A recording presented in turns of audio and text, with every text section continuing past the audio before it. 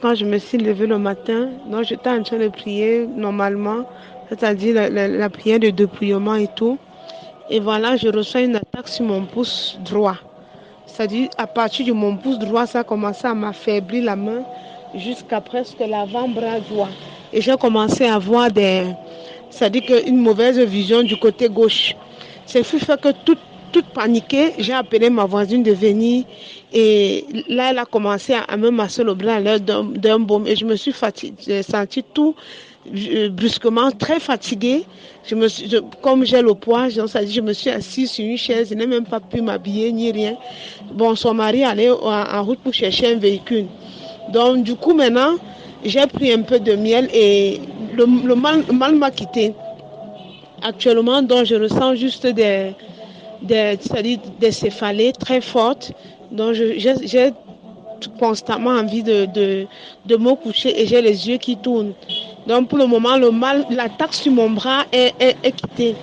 Donc, je comptais parler avec toi inbox par rapport à, c'est-à-dire au rêve que j'ai eu. C'est-à-dire, je me suis retrouvée dans un endroit très dépouillé, très sale, très, très mauvais. Et j'ai vu quelqu'un venir en moto, venir vers moi et me reprendre pour aller avec moi. Bon, j'ai dit qu'en journée, je devais essayer de discuter avec toi pour voir vraiment de ce qu'il s'agit, de quoi il s'agissait. Bon, donc du coup, directement, ce que j'ai fait, je me suis levée, j'ai commencé à lire le livre de Naoum. Lorsque j'ai lu le livre de Naoum, et j'ai commencé à Bakouk, mais à un moment maintenant, j'ai arrêté pour commencer la prière. Et voilà comment j'ai reçu l'attaque. Donc jusqu'à maintenant, ce ne sont que les céphalées qui continuent. Actuellement, je vais essayer de prendre le ferraga et boire. Et voir si ça continue pas à l'hôpital. Shalom, ma soeur. Que la paix et la grâce de Dieu soient avec toi. Tu sais, le problème, je vous avais déjà dit que si vous n'êtes pas des bons chrétiens, vous ne pouvez pas manifester le truc de Dieu. Tu vois. Maintenant, quand un homme de Dieu vient vous prêcher la parole et que maintenant vous rentrez dans le corps, il y a des attaques. Tu vois. Mais vous ne devez pas paniquer. Je vous ai déjà expliqué ça. Vous ne devez pas paniquer. Vous ne devez pas paniquer. Vous devez rester constant. La prière que je vous ai donnée, c'est une prière de dépouillement. La prière de dépouillement a besoin de beaucoup de concentration. C'est-à-dire que vous devez être lié à Dieu. Vous devez être lié à Dieu. Tu vois, ma soeur. Parce que vous voyez ça quand ce n'est pas un truc qui est simple. C'est un truc qui est protégé par le Saint-Esprit. Tout ce que vous faites, le jeûne que vous faites, c'est construit par le Saint-Esprit.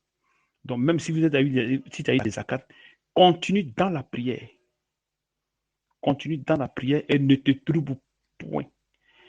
Ça trouve que le rêve que tu as fait, le rêve trouve que tu es dans le péché. Donc, tu es dans un endroit où le péché, tu es dans le péché, donc tu n'es pas chrétienne. Donc, si quelqu'un vient t'enlever là, qu'est-ce que cela signifie? Aujourd'hui, tu es en train de faire le dépouillement. Il faut te dire que le Seigneur est venu vers toi pour t'enlever où tu es. Donc, tu persévères. Il faut persévérer dans la prière qui t'a donnée, plus le jeûne. Et je vous avais dit de vous éloigner des désirs qui sont en vous. Comment dirais-je, les cheveux, les mèches qui, ont, qui sont pleins d'esprit. Comment on appelle ça? Les rouges à lèvres, ces choses-là, vous devez vous débarrasser de ça. Parce que c'est pour Satan. Donc Satan peut venir réclamer les choses. Donc vous vous éloignez de toutes ces choses-là. Parce que si vous avez ça encore et vous voulez prier, ça va créer problème. Éloignez-vous de ces choses. Tu vois, ma soeur. Donc, la personne qui est venue te chercher pour t'enlever dans la poubelle, c'est-à-dire qu'on t'enlève dans la poubelle. C'est dans la poubelle que la personne vient t'enlever. Il t'enlève dans la poubelle. Donc, si on t'enlève dans la poubelle, où tu vas? C'est pour ne plus que tu restes dans la poubelle. Donc, c'est le dépouillement. Parce que tu es plein de désirs, de la chair qu'il faut maintenant enlever. Tu vois, ma soeur. Donc, ne t'inquiète de rien. Continue dans ta prière. Seulement que vous allez avoir des attaques. Donc, persévérez dans la prière. Persévérez dans la prière. Persévérez dans le jeûne. Tu vois, ma soeur. Persévérez dans toutes ces choses. Ne paniquez pas. Ne paniquez pas. Si vous vous donnez à Dieu, vous allez voir que vous allez vous en sortir sans problème. Parce que celui qui suit Dieu est constant dans ces choses.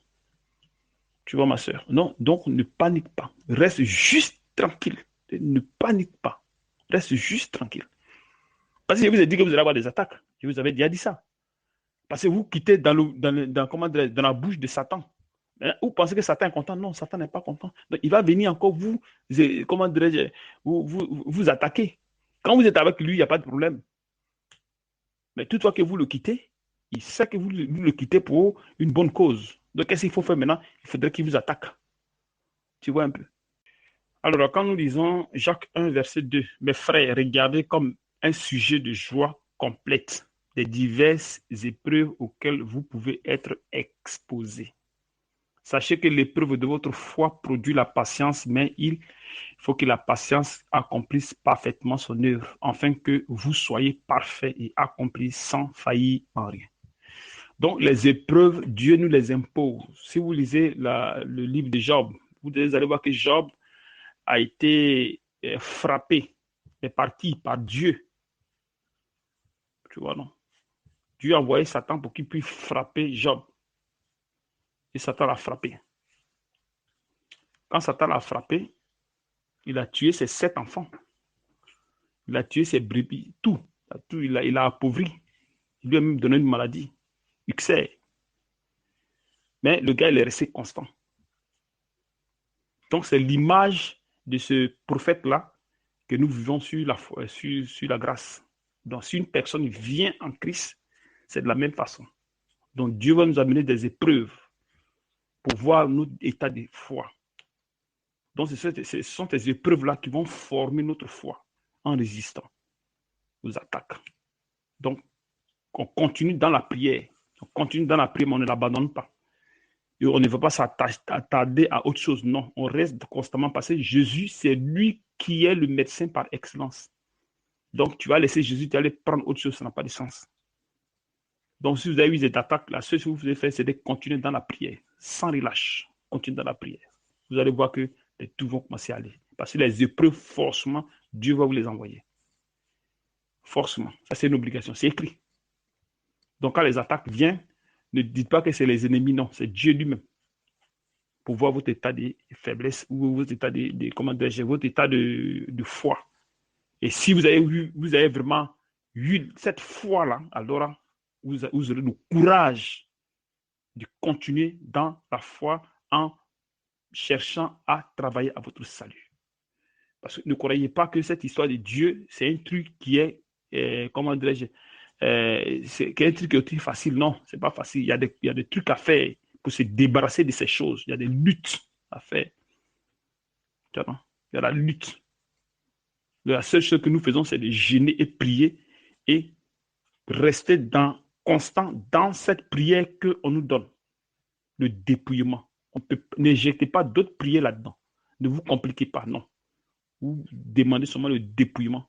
En vous dépouillant, vous allez voir que les esprits, vous-même, vous allez vous dépouiller en vous-même enlevant même les esprits, vous-même, même des maladies incurables, tout ça, ça peut descendre. C'est possible que ça descende. C'est Dieu qui guérit, c'est Dieu qui donne la maladie et Dieu qui guérit l'homme. Donc, de ce fait, vous devez rester tranquille.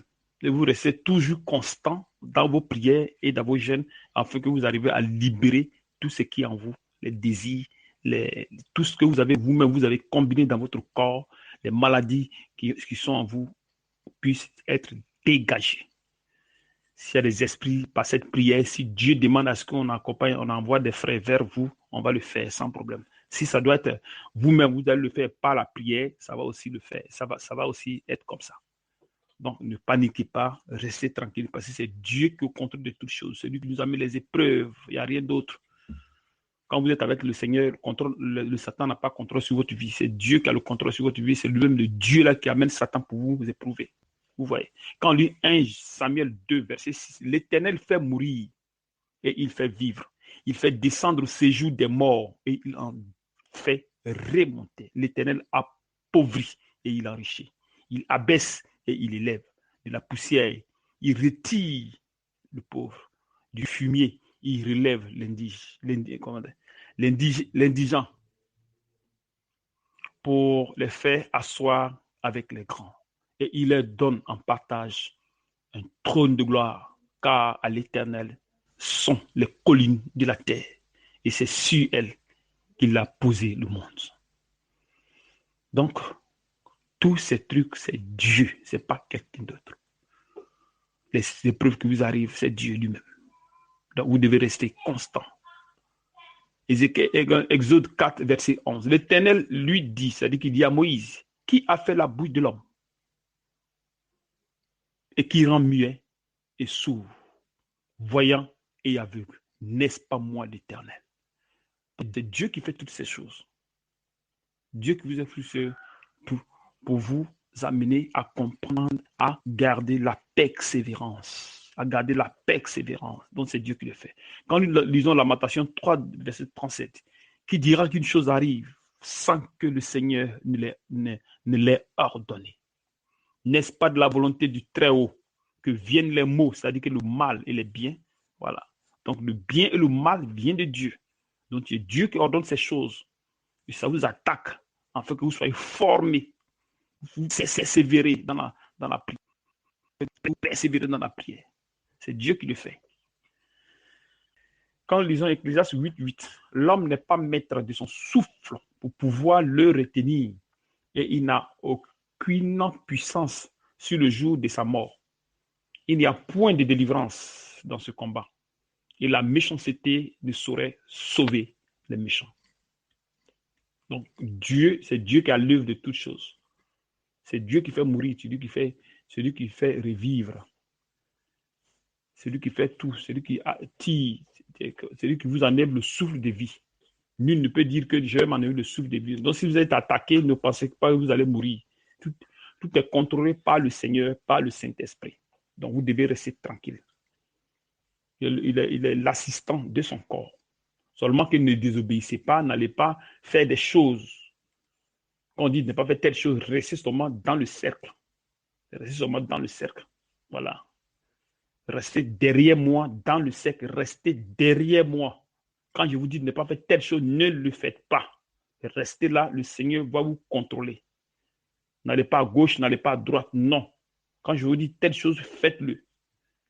Vous allez voir que les trucs, comment dirais-je, ils vont commencer à fuir. Parce que plus vous êtes dans le jeûne, vous êtes dans la prière, vous êtes en contact avec le Seigneur, avec la Bible, vous allez voir que les choses vont changer. Ne prenez pas autre manière de prier. Non, ne faites pas cela. Sinon, vous allez vous attirer des esprits. Vous vous dépouillez de tout ce qui est en vous. Vous allez voir que les choses vont marcher. Ce n'est pas la persévérance. Ce n'est pas la persévérance. Comme dans le sens où vous gardez l'amour de Dieu en vous. Vous gardez l'amour de Dieu en vous. Parce que plus vous persévérez, plus l'amour de Dieu se manifeste en vous. Et vous vous approchez de lui. Donc, si vous avez cru de la bonne façon, alors l'œuvre de votre foi se manifestera forcée. Quand nous lisons Hébreux 10, 35, n'abandonnez donc pas votre assurance, à laquelle est attachée une grande rémunération, car vous avez besoin de persévérance, afin qu'après avoir accompli la volonté de Dieu, vous obtenez ce qui vous est promis. Encore un peu de temps. Encore un peu de temps. Celui qui doit venir viendra et il ne tardera pas. Donc vous devez persévérer, quelles que soient les persécutions, quels que soient les esprits qui vous attaquent. Vous devez persévérer dans la prière, vous devez persévérer dans le jeûne. Vous devez persévérer, avoir confiance au Seigneur Jésus-Christ, c'est le seul, son nom qui est au-dessus de tout nom. Donc si vous êtes avec lui de la bonne façon, de la manière parfaite, il n'y aura pas d'ennemi qui va vous déranger. C'est lui qui va venir vous attaquer pour vous faire grandir dans la foi. C'est le même Seigneur qui va le faire. Donc, ne vous inquiétez pas. Restez tranquille. Afin que vous arrivez à former en vous, comment dirais-je, la loi de Dieu. Plus vous êtes formé dans la loi de Dieu, plus vous avez les armes de Dieu en vous. qui vous protège, que ce soit les armes défensives comme offensives. Hébreux 6, verset 10. Au reste, fortifiez-vous dans le Seigneur et par sa force toute puissance, revêtez-vous de toutes les armes de Dieu, afin de pouvoir tenir ferme les ruses du diable. Car nous n'avons pas à lutter contre la chair et le sang, mais contre les dominations, contre les autorités, contre les princes de ce monde de ténèbres, contre les esprits méchants dans les lieux célestes. C'est pourquoi prenez toutes les armes de Dieu afin de pouvoir résister dans le mauvais jour. Et tenez ferme après avoir tout surmonté. Tenez donc ferme. Ayez à vos reins la vérité pour ceinture. Revêtez la cuirasse de la justice. Mettez pour chaussure à vos pieds zèle, le zèle qui donne l'évangile de paix. Prenez par-dessus tout cela le bouclier de la foi avec lequel vous pouvez éteindre tous les traits enflammés du malin. Prenez ainsi le casque du salut et l'épée de l'esprit qui est la parole de Dieu. Donc tout ça, quand vous êtes en parfaite harmonie avec le Seigneur, avec sa parole, vous n'avez aucun problème, vous ne devez pas craindre. Donc si vous avez n'importe quelle attaque, vous restez tranquille, vous restez dans la prière. Vous allez rester dans la prière, le Seigneur va vous aider. Mais si ce n'est pas le cas, que vous paniquez parce que si vous allez commencer à faire du n'importe quoi, non, je ne vous conseille pas cela. C'est le Seigneur qui est au-dessus de tout, non. C'est le Seigneur qui fait le soldat par excellence. Il est tout par excellence. Il est le roi des rois. Le Seigneur, c'est le Seigneur. Donc, si vous êtes avec lui, vous n'avez aucune crainte. Que Dieu vous bénisse et qu'il vous fortifie.